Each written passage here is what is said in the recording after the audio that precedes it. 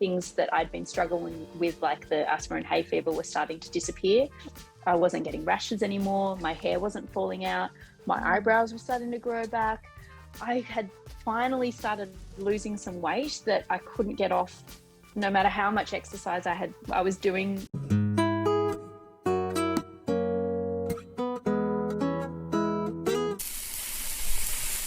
Hi, everyone. Welcome back to the show. I am so excited for my guest today.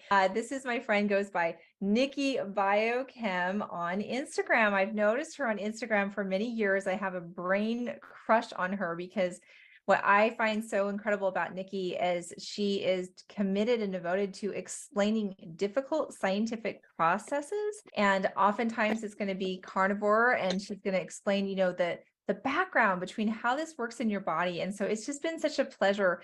If you guys haven't followed her on Instagram, definitely check out Biochem Nikki, because you will not be sorry and you will learn so much. Welcome so much today. I'm so glad you're here. Thank you so much for having me. I love being on things like this because it just brings that message a little bit further out to more of the community, and we can try to change the perspective a little bit of people that are dogmatic. And I think I guess for me it's exciting because I do try to bring in a little bit more of the scientific side of it, and coming from a dietetics background as well, it's I think people probably find that kind of interesting because you can probably count on your hand how many dietitians are open-minded to this sort of lifestyle, so or throughout the world. Absolutely. I'm sure there's more, but No, and that can have such a knack for explaining things. And so, how does it work where you are? Are you currently practicing as a registered dietitian? Are you in school? What's going on? What's your perspective on this? yeah, so I'm still in school currently. So I'm getting closer to finishing my dietetics degree. I'm not too sure exactly where I'm going to go with that, if I'm going to continue on into honors or if I'm going to do something else. I am also doing a biomedicine degree, which I'm very much enjoying because I was quite deflated when I got to the end of year 2 of dietetics and finding out that we'd finished all the biochemistry we were going to do. And I felt rather frustrated because on one of the last sessions, I'll never forget this, the teacher came out and he said, right, let's do a review.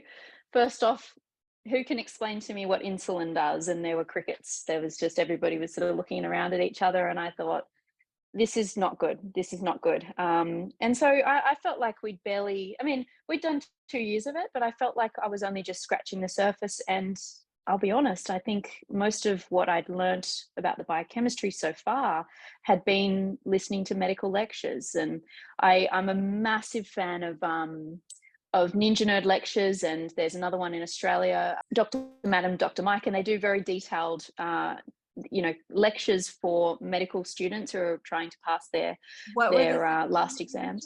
What was the second one? The second one is Dr. Matt and Dr. Mike. There's a few. Actually, there's another one that I love called Catalyst University. They're fantastic as well, and they do these really detailed biochemical lectures. So I listen to them whenever I have a second to myself. But I needed more. I needed more biochemistry, so hence why I'm doing biomed as well. And what's very interesting, I don't want to diss the dietetics degree too much, but I do feel like the biomedicine degree is giving me the critical thinking that I'm looking for as well, because I do find the dietetics degree quite, it's very dogmatic. It's very much like, this is the information, take it. If you don't agree, then leave. Whereas the biomedicine is very much like, let's look at papers and let's try to figure out how we can be very critical about analyzing them. What is considered a good paper, and where do they go wrong? And so that's what I love about the biomedicine at the moment. And I'm so glad that I'm doing that on top. Giving you the skills, and you certainly have the education, the know-how, but you have figured out a way to explain it to someone that is very beginner level, and so you keep their attention. So good. Yes, exactly. And so there's just so many areas that we could get into, but I feel like you're just an incredible resource. And I definitely hear you talk about carnivore a lot. Your audience is carnivore. So tell me about your journey and what healing that has happened through going meat-based and how that looks for you. Yeah, it's been an interesting journey because I did nutrition when I came out of high school, which was quite a while ago now, and then post having kids, and I did different things. I did disability care for a while, and then after having kids, I thought, that passion is still there for me. I really wanted to go back and do something in nutrition, but unfortunately by then I couldn't use any of the knowledge that I'd gained from my nutrition course, and so I thought I'll do dietetics. Um, and at that point as well, I was really coming to a head with some issues that I'd had all my life. I mean, I see some situations that people have dealt with in this community, and I think, God, the things I dealt with were certainly not serious, but just very frustrating everyday hurdles. Asthma, hay fever, rashes, headaches. The list goes on, and I used to look at the people around me and my family and think, why me? Why is it so much harder for me? My brothers don't have any of these issues. And by then as well, they were sort of getting worse after I'd had my kids. And I was also starting to think, my God, how do I stop this from happening to my kids? Because it's obviously, it can be genetic. And I thought, I don't want them to have to live like I do, which is kind of in discomfort all day. And so, yeah, so I did some blood work and went to a natural practitioner, and we sort of started digging a bit deeper. And it was around then that we did some food allergy testing and things like that. And that's what I guess started my journey with eliminating some things. First off being dairy and wheat and, all those things. And so I fell into a bit of I guess you'd call sort of a paleo approach. And that won me over. I for the first time in my life, thought, out of all the diets I've ever done, this one just makes sense. It's going back to what is just natural, what is unprocessed. And so that really started to open my mind. And it was around that time that my husband at the time and I were going through some issues. So it was a really great way of having something to focus on outside of that. And so I really threw myself in. And then of course, once I learned about paleo, I started learning about keto and the low carb approach. And it was also around that time that I had enrolled in the dietetics course. And I already knew at that time it was going to be interesting because I was very aware of how dietitians see nutrition. And I knew it was very much based on the food pyramid. And I was starting to think, well, this is going to be funny because this is not the food pyramid that I've been doing. And I was very quickly seeing some amazing success almost overnight. Things that I'd been struggling with, like the asthma and hay fever, were starting to disappear. I wasn't getting rashes anymore. My hair wasn't falling out. My eyebrows were starting to grow back. I had finally started losing some weight that I couldn't get off no matter how much exercise I was doing post kids. I just could not shed that weight. And suddenly it was like effortless. And my stress levels were going down despite the fact that I was going through a pretty nasty divorce. So I thought something's going on here. And I guess that was great because it was opening my mind to the fact that, okay, maybe what you've learned up until now with regard to the food pyramid and what I'd learned in nutrition wasn't necessarily the right way.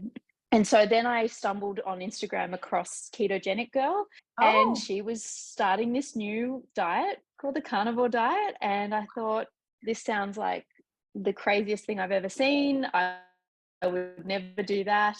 But then within about 2 days or maybe half a week, I thought, I don't really eat that many vegetables or anything anyway. I'm certainly not eating much fruit. So I thought maybe I could just drop that last bit of broccoli that I'm eating and just see what happens, because I could see that I'd made some changes already. And that was by going from something that I wasn't, everybody else wasn't doing. I thought, okay, well, let's just jump in and see what happens. And here I am now, and I'm 3 years in, and it's wow. been amazing. You're Yeah, three-year carnivore. 3 years in. Yeah, Oh, wow. Has yeah. dairy stayed out for you the entire time? Not the entire time. No, I've certainly played around with dairy a little bit, and I certainly did a lot of reading into the whole. If we don't pasteurize it, then maybe it's a completely different story. And I do feel quite strongly about that. I think there's a very, very big difference between the dairy that's pasteurized and, of course, the raw dairy that comes straight from the animal. Having said that, in the times that I've tried to bring it back in, I certainly don't get the gastrointestinal symptoms I used to do with the pasteurized dairy. So that was exciting. But there were other things that started coming back with the dairy. I felt like if I did sort of too many days in a row of just even a small amount, I started getting some histamine things going on again. And, I'm open-minded to the fact that maybe that's something else going on that hasn't been healed properly. I know that people in the SEERS group talk about the fact that that shouldn't happen even if you are having raw dairy. So I'm open-minded to that too. But certainly for me, the histamine came back, and I also found my food addiction started coming back again because it's got casomorphine in it. It's there was certainly some things that started occurring to me. I felt like I noticed myself in the kitchen one day and thinking, I want sweets, and I can't stop eating the dairy. And so for me personally, I don't do any dairy. I just feel better without it. I just feel more regulated, and I don't feel like I need to white knuckle anything when I'm not having dairy. I'm also aware of some papers that I've read, and a brilliant one that was looking at the Maasai and the Kikuyu. Have you heard of that one? Fascinating. And I think that one to me is interesting because coming from a very autoimmune background, and the fact that we could see in the Maasai, despite the fact that the dairy that they were consuming was the most perfect dairy you could have. And these people are not exposed to, I'm guessing, mold toxins and things like that. It sounds like their environment's pretty great, but yet they were still, positive for the rheumatoid factor. To me says that maybe dairy is something that we have in a raw form, but just limit. No, I agree completely. And I'm so glad you brought a couple of issues up with that, because I was curious. I think of you as such the biochem behind everything. And I love that you actually spoke to the casomorphine dairy. To me, like I'm off of it right now, and I'm so thankful. And I have that same like emotional experience of, that once I can finally get it out, then everything just feels easier, and it's really not that big of a deal. And so that makes me think there was some other component to it, but that makes sense. Like from a neuro standpoint, is that a dopamine issue? Is that what we're kind of dealing with?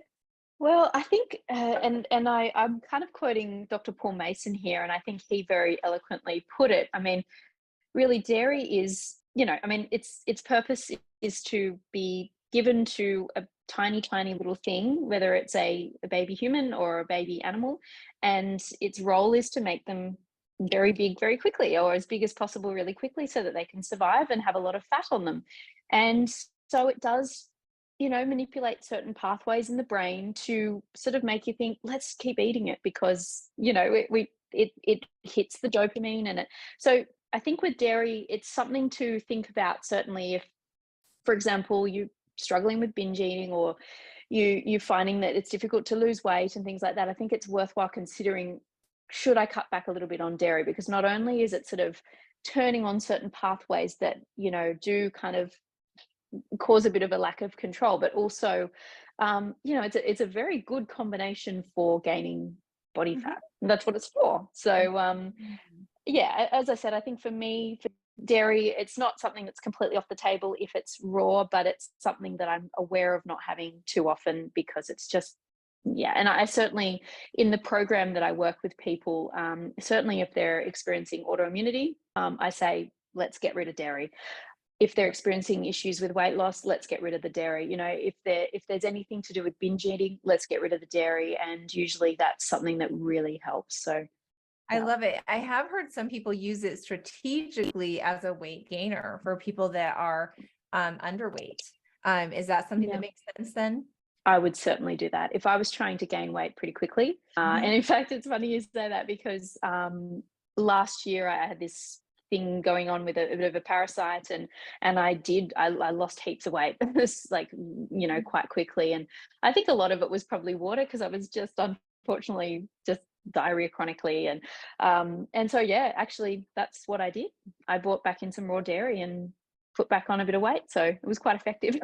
I love it. No, strategic. And that's what I mean. Like food is medicine. And so going through these experiences are so powerful. I want to get into just carnivore troubleshooting. I mean, you're a 3-year carnivore. And so when people are coming up with common things that they're struggling, I mean, okay, so let's get into it. So we're talking about body composition goals, because there's some kind of a myth out there that you can't overeat carnivore. Can we overeat carnivore?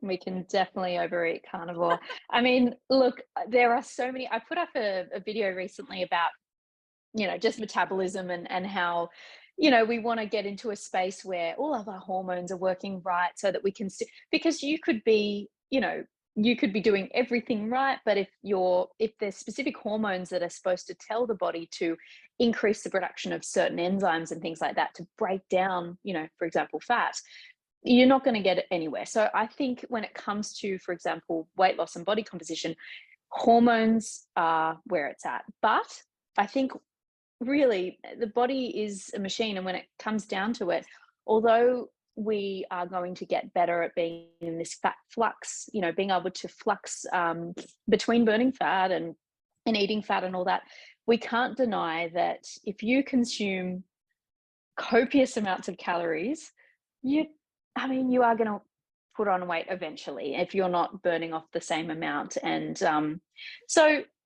but having said that, I'm a big believer in trying to make it as simple as possible. I think what I maybe don't agree with is, and I think there are certain times where certain specific protocols are quite useful. I can see that there would be uses in using like the really high fat approach for certain, situations and things like that. But when it comes down to it, for me, what I personally go by is we're eating meat. It comes with everything that we require. Ideally, unless you're specifically choosing very, very lean cuts of meat, most cuts of meat come with that beautiful bit of fat, and that's put there for us in a beautiful, perfect ratio.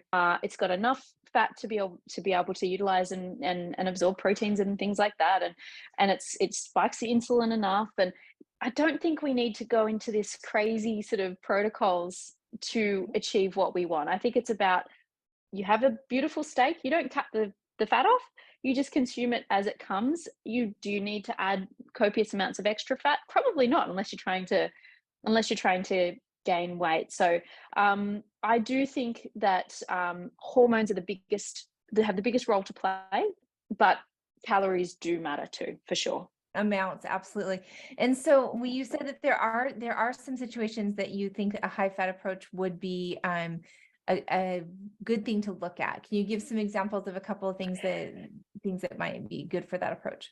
The one situation it's an interesting question, because it's one of those things where I can see that people are finding in this community that if they drop the protein quite a lot and they just fill that with fat, like quite a lot of fat, they're finding results. And it's kind of like something that boggles my mind a little bit, because biochemically I'm like, that doesn't really seem to, I don't quite understand the mechanism. The only thing I can think of is that perhaps if you're coming from a background where you have really, really restricted very essential things like cholesterol, for example, then by transitioning to a protocol that really is high in the fats that you've been missing out on, your body will then be able to suddenly shuttle those fats into where it needs to go. And what we need to remember is that, for example, our sex hormones that are heavily involved in being able to lose weight, and if they're not functioning properly, not being able to be produced, then we're not going to be able to lose weight, obviously. And so if you've just been restricted, for example, cholesterol for a very, very long time, and then suddenly you get it, suddenly your body's going to be like, right, I don't have to just use that tiny bit of cholesterol to just shift into the very, very essential at this moment hormones, like cortisol and aldosterone production. We can suddenly have a little bit of excess that we can put into steroid hormone production. Suddenly the hormones are working properly and they can do their job. So in my opinion, that would probably be what's at the basis of that. So hormone issues because of a lot of restriction possibly in the past. Yeah, that's the conclusion I've come to. Yeah.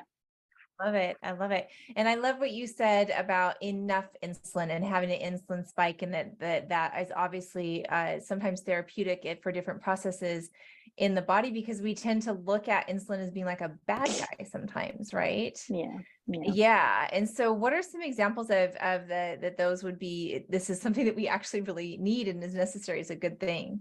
Yeah. So insulin's really important for, being able to at least maintain our muscle, but certainly build it. And I guess a really good example of this is if we're not ever stimulating insulin, we need to think about somebody like, for example, a type 1 diabetic. They Mhm. just cannot produce insulin at all. And those poor people, I mean, they just completely waste away. And it's not just about losing a lot of body fat. I mean, they're breaking down muscle tissue, they're losing proteins, and it's just an extremely catabolic place to be. And eventually they will just die if they don't get treatment. So I think that's a really great way of sort of remembering that insulin is actually very, very important. It's a very important hormone, and while we don't want it to be stimulated all the time, and this is where we go wrong in our Western society, we're stimulating it too much, but we also do need to stimulate it. And I think where we go wrong in this keto space, probably not so much in the carnivore space, but in the keto space, there's a lot of fear around protein and the fact that it spikes insulin and it's going to spike glucose a little bit. And it's like, guys, we need that. We do need that so we can actually do something with the beautiful protein that we are eating. We can put it to where it needs to go. And I think with the whole insulin spiking thing comes this fear of mTOR. And if we stimulate mTOR too much, what we understand about mTOR is that it's a um, it's a pathway that's going to stimulate growth in the body. And so of course there's a lot of fear behind it of, well, if we stimulate mTOR, we're going to possibly lead to things like cancer, because it makes sense that overstimulating things can over the our cells kind of go into this overdrive and we overproduce things. But we do need a little bit of mTOR stimulation as well, because as I said, if we're never stimulating these pathways, then we end up breaking tissue down and being too catabolic. So I think it's about finding that happy balance between having times in the day where we are stimulating insulin, stimulating mTOR, so we can build and maintain the beautiful muscle, especially as we age, because it does get a little bit harder. I would say if you're following the right diet protocol, it shouldn't be that much harder, but we do get a little bit less able to use proteins as we get older. So it's very, very important to be able to stimulate and be in an anabolic state sometimes, but then also being considerate of the fact that if we are constantly stimulating these two things, then that's not great either. So finding that happy balance, I think, is good. And I think what a keto diet or a carnivore diet gives us is that really nice balance, because naturally we do want to eat, and we do end up eating some really nutrient dense foods, but then naturally we don't want to eat all day because we're so full, we're so Yeah. satisfied, satiated. Yes. So it sort of naturally puts us into, I think, of quite a good system. Yes, a good pattern. And so it's like you have to have the activation of it, but it needs like a reboot. You need this, I would maybe call it a mini fast or something in between your meals. If you had 3 to 4 hours in between, where things would sort of reset and it gets that sensitivity ready to receive it again. So yeah, Exactly. it goes hand in hand with that. Can you speak to hunger and satiety hormones? We touched a little bit on dairy, that dairy can actually kind of program us for in a good way. It's reasoning. It's that these are good physiological, biological things. I love how you put that, because we talk about dairy as if it's like, ooh, addiction or whatever. And it's like, okay, yeah, that can play into it, but it's for a cause, it's for a purpose, it's for a evolutionary metabolic reason, right? And so can we loop around a little bit with hunger hormones, and can we get into those and kind of describe like why is it that those resolve so much better on a carnivore diet besides a diet that includes like the processed and the sugar and the processed carbs? Yeah. Well, I think there's a lot of things going on. Where do I start? I think probably the best place to start would be, first of all, it tends to be a nutrient dense diet. Let's face it, we're getting much more bioavailable nutrients. We're able to use those nutrients better. And on top of it, we're tending to eat less of the things that are going to prevent the absorption of our nutrients as well, anti-nutrients. So what we need to understand about a lot of the nutrients that we consume, in fact, all of them, I can't really think of one that is not involved in some way, is that they all kind of serve as in some way, in some pathway, as a kind of like a cofactor. Like I'm talking about things like iron and magnesium and zinc, and we use all of these nutrients in order to synthesize other things. And when we're thinking about satiety and even just our mood and things like that, we need to consider about the fact that we need all these nutrients in order to produce our neurotransmitters. And specifically, I've looked a lot into specifically dopamine. And I think this is a really interesting one, because I think dopamine is something that is becoming quite a problem in our lives these days.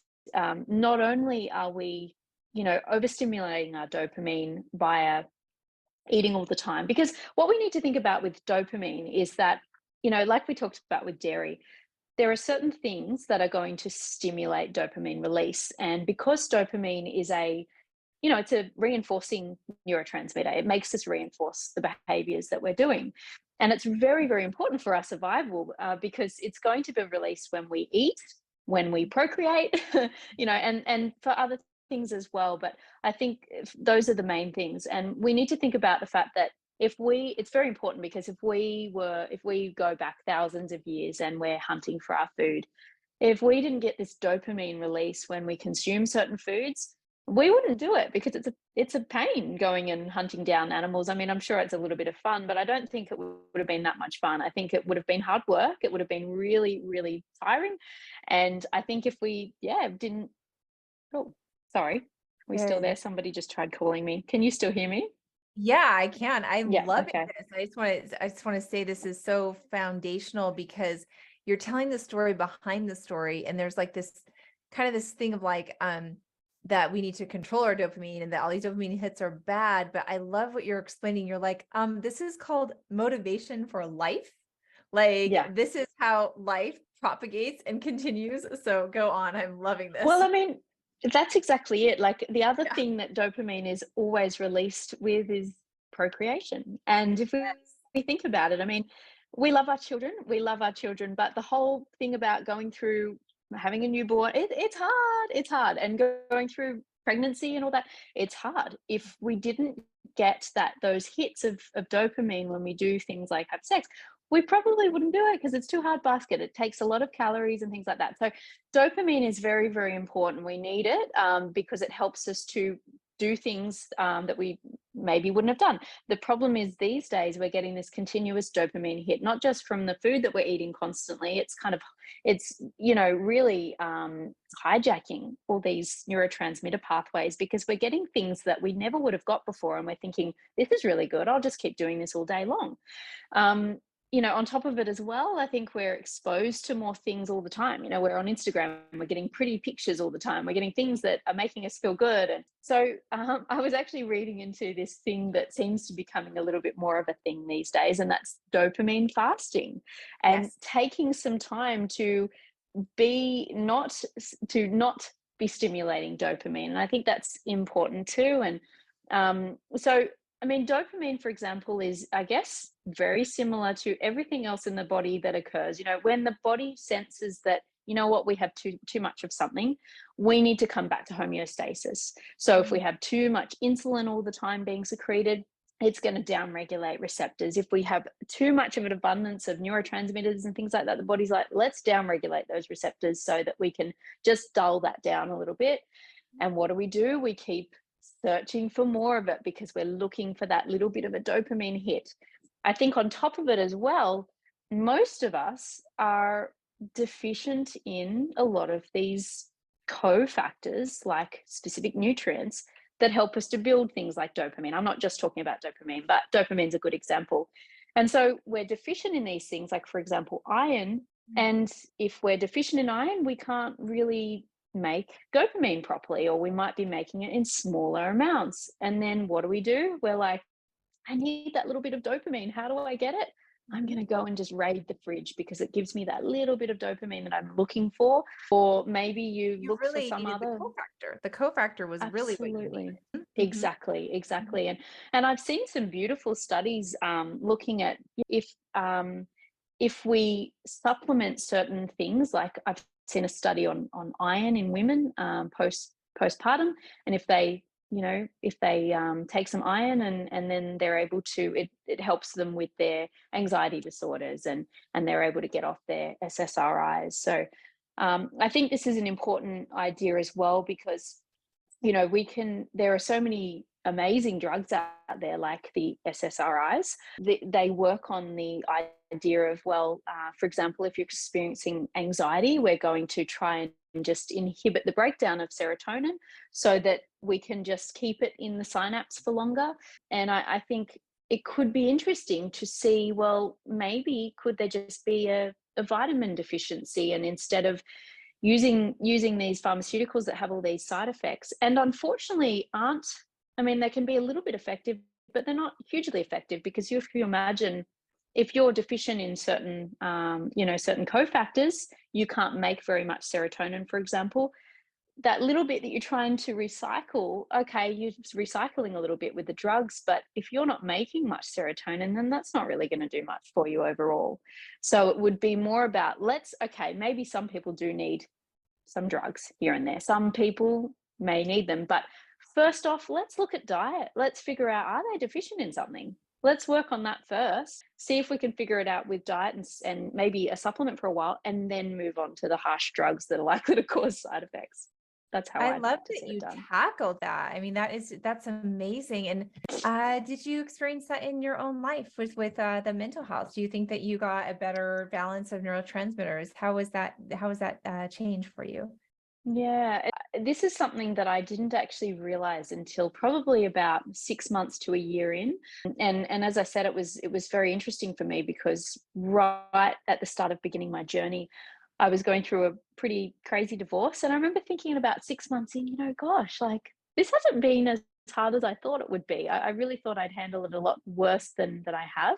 I don't know, maybe it was the resolve of the issues we'd been having. It could be other things, but I remember thinking to myself, really, I don't I don't think I realized how I was living in a bit of a dark cloud. I think I was living in a mild depressive state and not even realizing it. And I think, you can do cognitive behavioral therapy and things like that. I think there's they're amazing. Some of these therapies are incredible, but I know for myself, I did a lot of these things. I did hypnosis, I did cognitive behavioral therapy for my anxiety issues and things like that. And you're white knuckling it the whole time though. You're really, really white knuckling it. And for me, as I said, I kind of got about 6 months to a year in, and I thought, I don't feel like I'm in this cloud anymore. I feel like the sun is shining.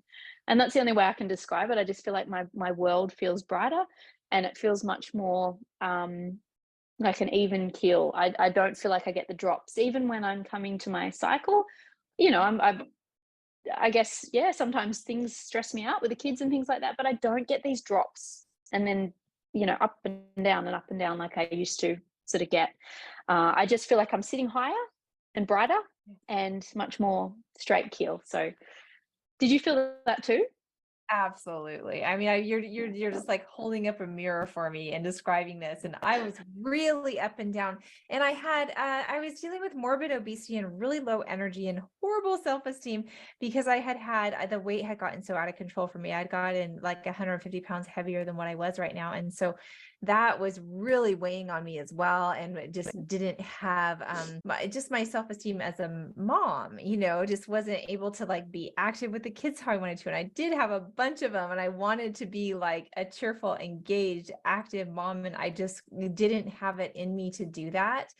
And that was for me, my keto and fasting, they helped me with that so much. But that transition to carnivore, it was pretty dramatic, honestly. And it was, I had been through different periods where I had to have antidepressants in the past, had close to suicidal times just throughout the many decades of my life, starting when I was a kid.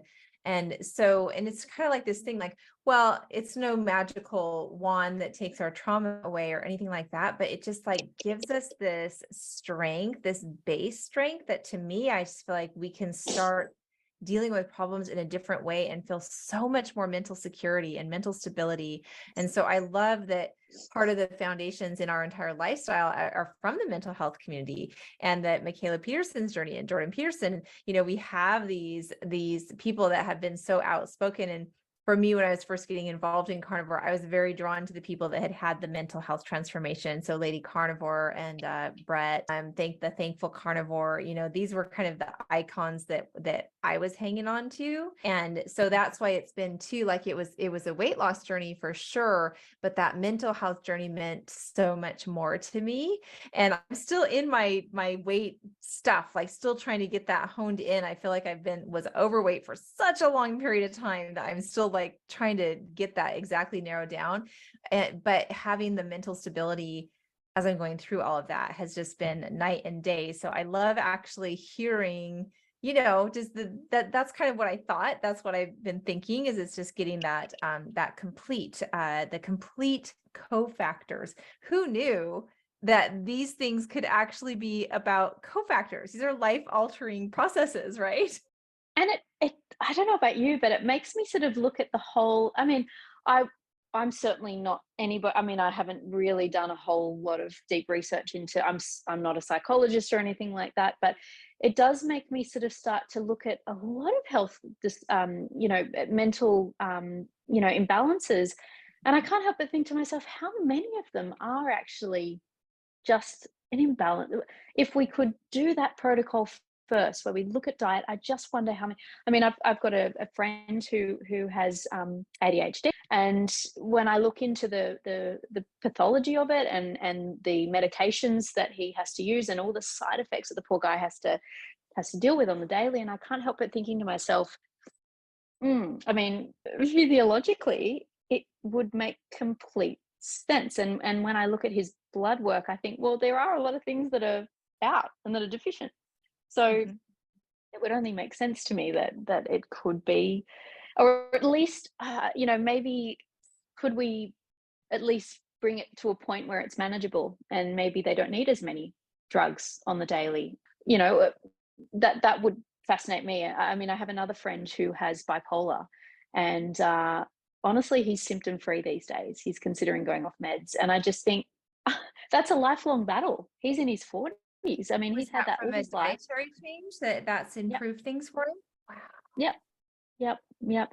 I actually think that the trouble, the tricky part is actually going to be, how do we deprescribe drugs? Because that's the thing that would concern me if I was working with somebody like that, because suddenly it's like, okay, I know that this diet is in some way going to help them at least bring back their medication, and now we've got to figure out, we've got to be working with the doctor as well, because you're going to need to deprescribe, and you don't want to be over taking medication that suddenly you don't need. Because if one of us was to, for example, take lithium for bipolar, it could make us quite ill. So I think that hopefully is going to be the new way. I would like to see doctors getting more education on, is how do we deprescribe medications. I have so much hope for that. I was at Low Carb Denver this year, and Brett Scher's talk was about using a ketogenic approach, which of course carnivore falls in that category, of as a prescriptive. And so every bit as much of it's prescriptive as, the pad that comes with the instructions, and with backup and support to move forward with that. And so it was just, he was preaching to the choir, of course. We're in there, we're so excited, that we're going to say, yes, this is what we need. And just the work of the book that Chris Palmer came out with about the energy, the brain energy, and how significant that is. And so I do feel hopeful that it at least needs to be out there as an adjunct therapy. It has to be out there as something that we can use this as a go-to. And there's going to be so many people that is going to make a huge night and day difference between their overall life experience, because that's how it was for me. It's just been like, I'm the same person, but I am who I truly am. And all that other stuff was a cloud that was kind of hanging over me. And now I feel free to actually express my real personality that was, kind of there the whole time, but was hidden under some other heavy clouds. I have to say this is something I was only just talking to a friend the other night about. And it's funny you say that because I actually feel like I mean it's not just even the lower anxiety and things like that, but for me, my personality's changed, and I'll give you an example. So my birthday's at the end of July, and so I'm effectively a Leo.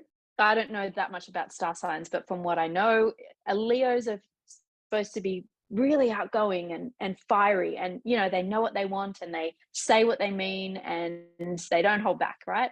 And all through my life I've thought to myself, that's not right. Like there's got to be, maybe my mum didn't get the dates right or something. Like maybe I don't know, I just feel like something's wrong there, because I'm not a Leo, I'm a Cancer. I've got to be the next one, which is a Cancer, and Cancer is almost like the opposite, right? It's you don't say anything until you're spoken to, and you just hold back, and you're very sort of a little bit shy. And I'm sure there are beautiful positive things about Cancer, but I've always related to a Cancer more.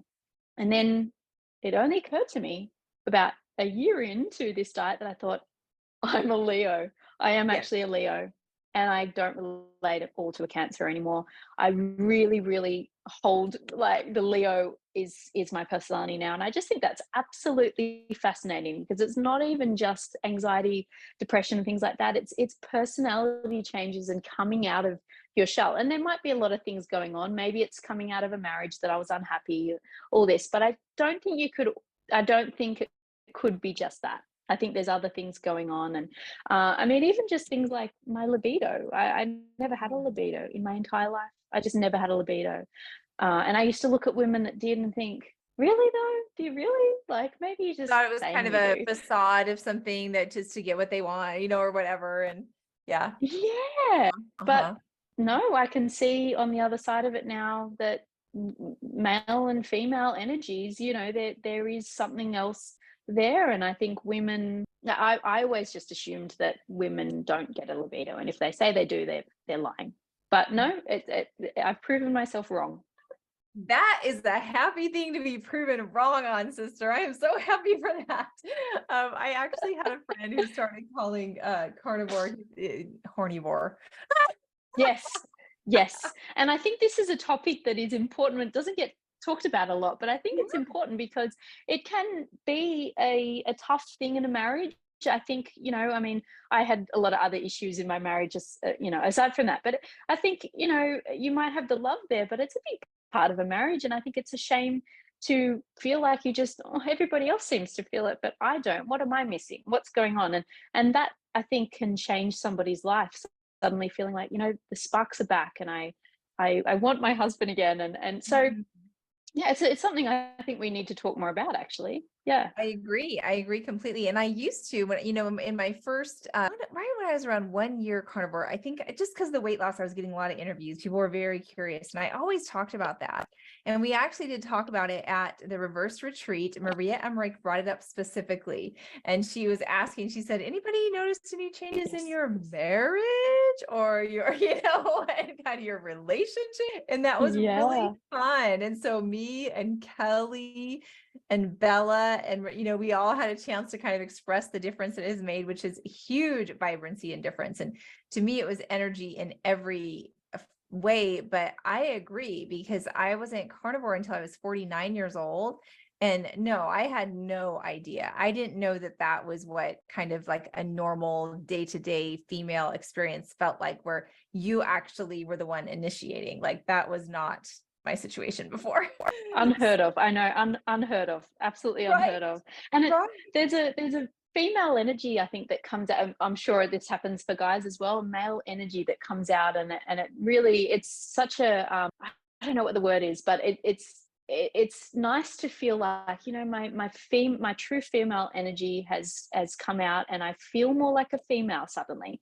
I don't even know how else to describe it, but it's not even just about libido. It's like about this female energy that I finally feel, and I'm proud to be a female, and I want to express it. And yeah, there's a lot going on there. I think it's I interesting. feel the same way. And I have an even a funny take on it too. Like even the fat depositions were more feminine. And like Yes. like my shape got more I was pretty hourglassy already, but it got more exaggerated on that. And so yeah, kind of broaden out in those ways that would probably be more ancestrally attractive or whatnot. And so it compounded. So you found that too, yeah? Oh, absolutely. And I mean, there's some beautiful studies that look at women do actually become more physically attractive, for example, to the opposite sex when they're about to ovulate. Our hips move. I mean, I don't know if our hips actually completely expand, but they can. And, I mean, really, they expand when we're pregnant, we have to give birth and all that. So hormones I mean, what I find amazing about the body is that the cell turnover is constant. There are things constantly changing, and it's all reliant on what triggers we're getting from either hormones, peptides, whatever. We are not, as an adult person, exactly how we were a couple of years ago. We are constantly renewing things. Mhm. And this can come out in different ways. I mean, I know in my face has changed, and that could be due to losing some water retention and things like that, but certainly, like, I experienced the exact same thing. I was always short, but I've never been little and bird-like before in my whole life, and now I'm little, but my hips are still, it's exactly what you described. It's almost like my hips have expanded, but the Mhm. rest of my body has come in. So very interesting. And physiologically, it makes complete sense because it's all to do with hormones and what triggers we're getting. It feels so good. And it feels like just when you compound it all, when we think about, how long did we spend in the decades that we spent comparing ourselves to things, looking at pictures in magazines, looking at unrealistic images of what a woman's supposed to look like. And to me, like Carnivore has gotten the mindset in such a healthier place, and it just helps me to appreciate my femininity. And I love that this topic came out because I don't hear it talked about very much. And it's very exciting. And so just to like spark with you about that, go, yes, that's exactly how it feels. Like I am woman, hear me roar. Mhm. No.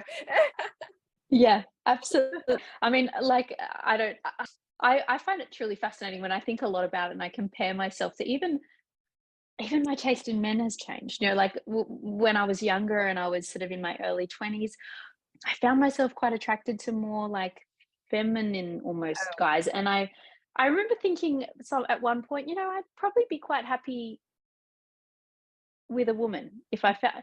I just remember thinking I'm quite open-minded to that, and I'd be quite happy with a woman. I could probably go either way. I've never talked about this before, but I just think this is interesting because now for me it's changed, and I feel like my feminine side has really come out, and my taste in men has completely changed. I just feel like what I used to be attracted to is just very, very different, and it seems to align again with ancestral kind of things. I want a man who can provide. I don't want, do you know what I mean? Like, I just I think know it changes exactly what you with, mean. I used to yeah, like, beards and oh yeah, yeah. No, I used to be visually attracted to effeminate males to me that had like a certain shape. And now I am literally like repulsed by that. Like certain yes. as I've watched certain physiques change over time and seen like that, boy, he's looking so feminine right now. I like wince not that I don't, Yes. appreciate feminine beauty or whatever, but I'm not attracted to that. So No. I agree completely. Wow. It's very, very interesting. And I can't help but sort of find, I mean, it's kind of funny because I am back finally in the dating world now. And so I'm trying to get myself Oh, back out there. And I can't help but notice there does seem to be a lot of, I mean, there are a lot of men that are kind of doing the vegan thing these days. And I've had a lot of chats with men, and they do seem to be quite, as soon as I sort of say, oh, but I do only eat meat, they're quite against it. And I'm surprised at the number of men that follow a vegan lifestyle in Australia these days.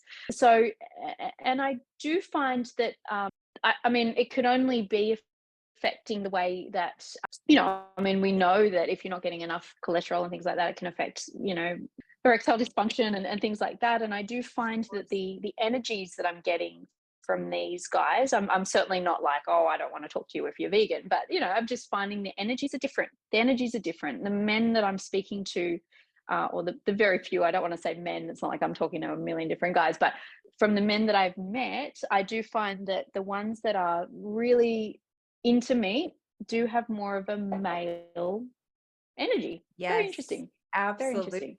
And that's, to me, it's like taking these layers off, coming into your new personality, your true Leo personality, and having just an honest observation of yourself and just realizing like, you know what you want, you know what's Yeah. attractive, and that is lining up with our ancestry, and that our, that the past and the future and the present are kind of like all weaving together. It sounds so spiritually and woo-woo, but it just feels grounded. Walking that life and eating this way and having, acknowledging the importance of the ancestral ways are just, to me, that actually helps us stay sane in an insane dating environment, media environment that is just wackadoo.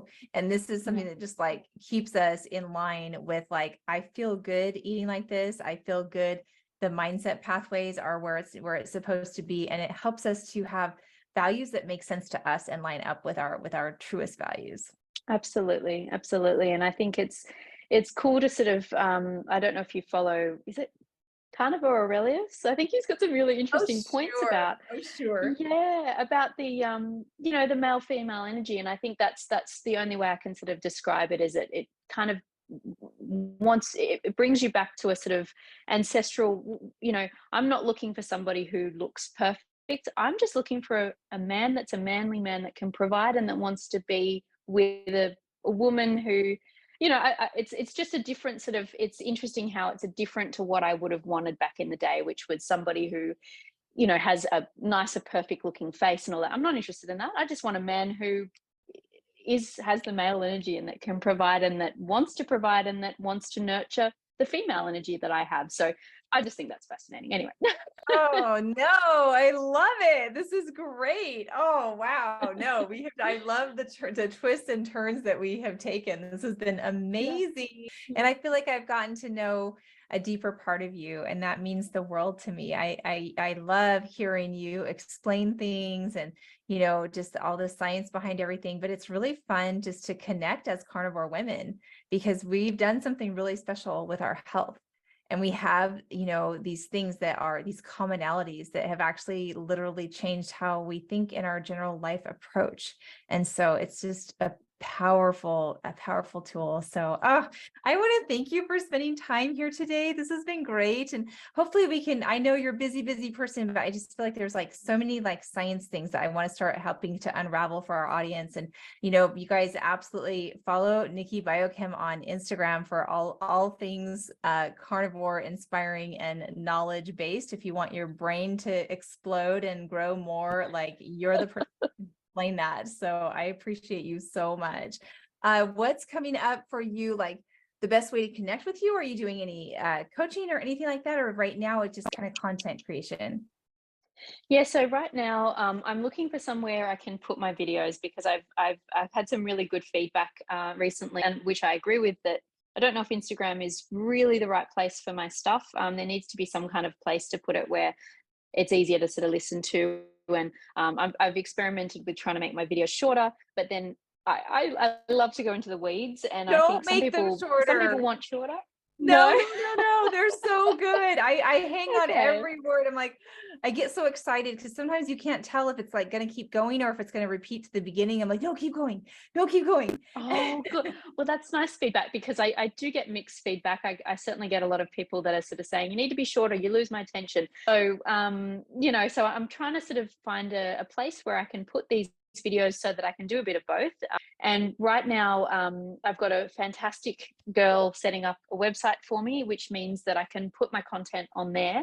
She's suggesting maybe there's some other avenues we can put it on as well. I don't know, maybe YouTube or something, but I am just the worst technology lady. So so I need somebody to do it for me. And that's why I haven't Exactly. done it up until now.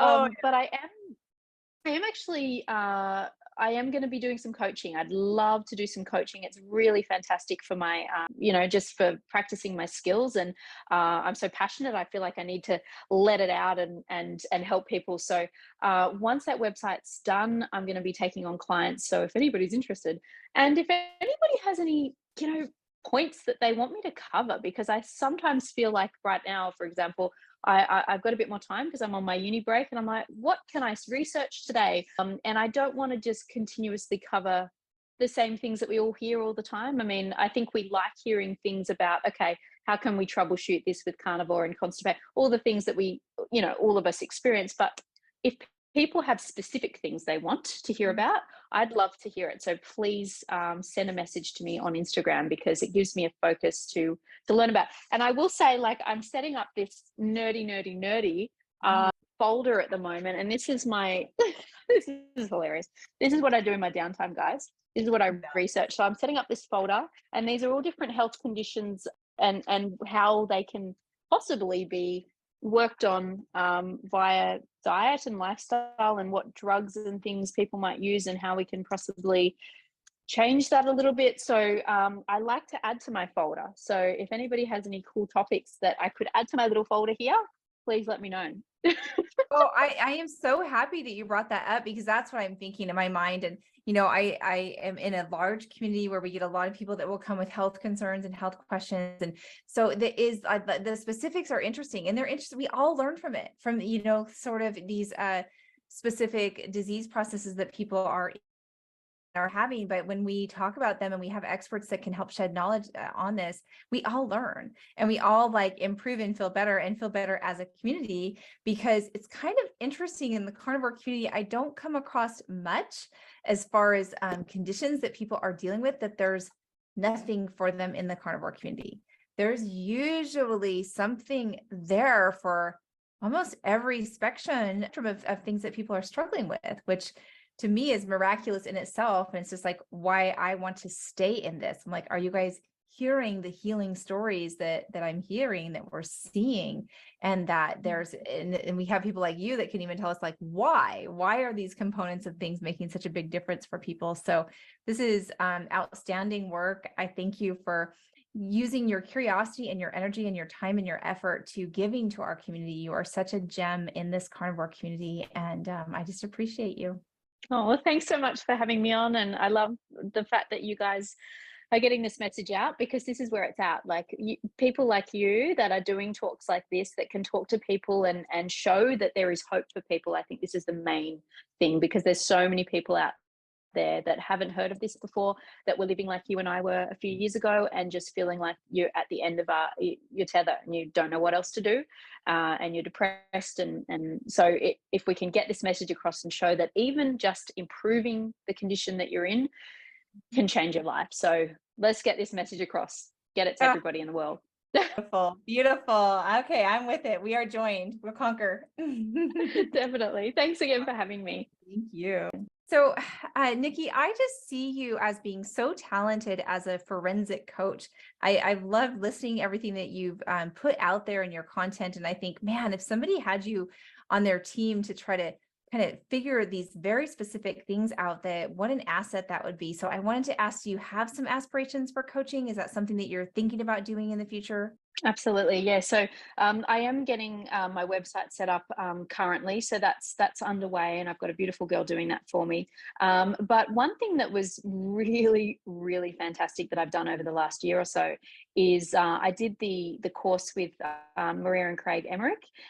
So I did their keto course and added on the additional carnivore course with supplements. Oh my God, I recommend that highly.